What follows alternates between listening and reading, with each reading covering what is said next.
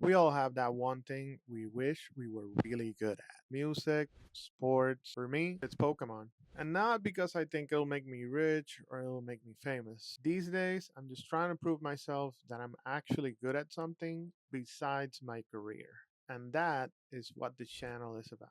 I'm not here to pretend I'm an expert, but I'm here documenting the journey to become an expert at Pokemon. Hi, I'm John. Everybody knows me online by Hangry Snorlax. Hangry for short. Although, being honest, it's mostly become my regular nickname around my friends and family too.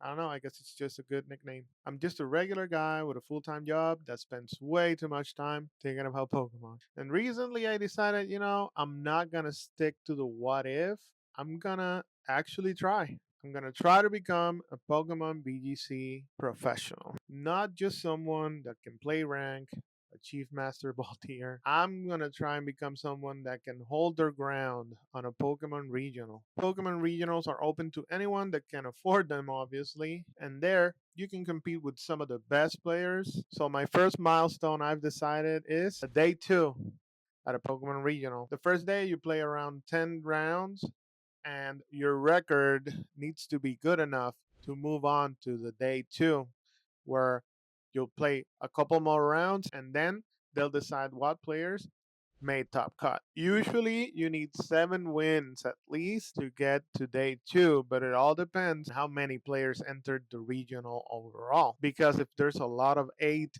records, most likely a lot of 7-3 records are not going to make day two. Being completely honest, I'm nowhere near that level yet. But I've loved Pokemon since I can remember. I grew up in Puerto Rico. And from the moment Pokemon arrived there, I was hooked. From seeing people play the game in the playground, trying to understand what it was, to seeing the anime and collecting some of the cards. The first game I ever got was Pokemon Blue, even though I'm aging myself a little there. And from there, I've played every Main 9 game. And like a lot of kids, I had a Pokemon collection. Unfortunately, as most of millennials' collections, it did not survive. When I was a teenager, I went through a phase where Pokemon was not the main thing I was paying attention to. So my mom gave my cards away, basically, and I didn't care at that point, if I'm being completely honest. But now looking back, it hurts. Not just because of the value of Pokemon cards right now, but with time, I've become very nostalgic, and having things from my past has really gone up in emotional value. And I don't have a lot of things from when I was growing up because we threw away a lot of those things. But that's life. At 13, 14, I was not thinking, hey, maybe I'll want to keep this for when I'm like 35. Fast forward, we had Hurricane Maria in Puerto Rico. I was starting to stream at that point. I had not a lot of viewers at that point. I had like maybe 8 to 10 average viewers.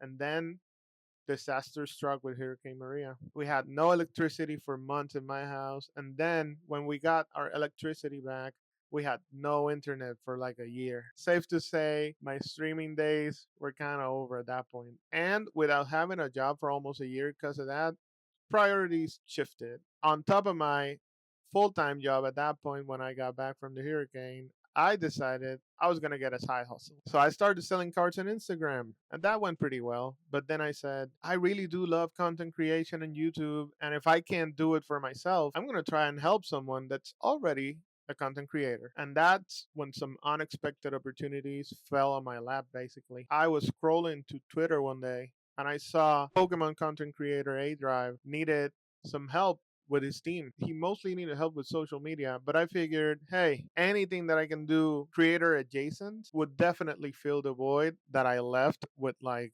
losing my channel and stuff. So I reached out, and to my surprise, he answered basically instantly. I sent a bunch of examples of my work, and he basically said, hey, you're too good for what I need right now. And I said, I don't mind. I just need to make a little bit of money on the side and do something and I'm actually going to enjoy outside of my 8 hours at work. So I joined the team and I have a bunch of moments that still stick with me. Really, really good moments. As a welcome gift, aDrive opened a Japanese jungle booster pack on stream and he invited me on stream so he could open it live. Those packs guarantee a hollow, but obviously there are some Pokemon that are more desirable than others. But out of every card he could pull, What are you hoping to get, man? I'm obviously hoping for the Snorlax as everyone else. But I'll take anyone. Dude, if you get the Really. Snorlax, that would actually be so hype. I hope you get it. I would probably cry on stream. And Alright. you're holographic, Yanti. I hope it's a Snorlax. Let's see it. Let's see it. No way! No way, dude! It's to cry now. No freaking way! These are This the is like moments the we best day live of my for. life. My day is over. There's nothing better going on today. He pulled that Snorlax. And at that point, I started believing in destiny. My online name, Hungry Snorlax. I have a Snorlax tattoo. It was my first tattoo. And now I have a Psylocke one too. But Snorlax has been my favorite Pokemon since ever. It really felt like one of those moments where the universe winks at you. I also got to help a lot on Elestrals as it was coming up, and I really did learn a lot. Skip to the present, and now we have Pokemon Champions making the entry level way easier than it's ever been for Pokemon VGC. New game, new competitive scene, with some returning players, but some new ones, and a lot of new challenges. I recently started playing Pokemon Champions. I'm really committed to learning the competitive scene. I've made it consistently to Master Ball tier, but I know that's just the beginning. Don't get me wrong, I'm very proud of my achievements so far. But I also know the gap between Master Ball Online and performing at a regional event, which is in person with people looking at you, screaming. Add to that team building, tournament preparation, learning matchups, practicing, and making mistakes, and probably a lot of them. But that's exactly what I want to capture in this channel. I don't want to show you just the wins. I'm going to show you the losses, probably some frustrating moments too, but most of all, the improvements. And being completely honest with you and myself, I don't really know if I'll become one of the best players in the world. Odds are I won't, but I decided this year to change a lot of things in my life. One of those is I'm not going to wonder anymore the what ifs. So I'd rather spend the next few years trying than sitting wondering and most of all regretting. So more than anything, this channel is my accountability with myself. So all of you are my accountability partners. Every tournament I go to, local, every rank grind, it's all gonna be here and on my socials. And hopefully one day we'll look back at this video and laugh at how naive we were if we were gonna make it, or how naive we were that we weren't going to make it. So if you've ever wanted to compete at something, or if you're in the same journey as me, I'd love for you to come along. Everybody loves an underdog story. And this is basically it. This isn't someone that's already made it. This is someone who's trying to. So let's see how far we can go.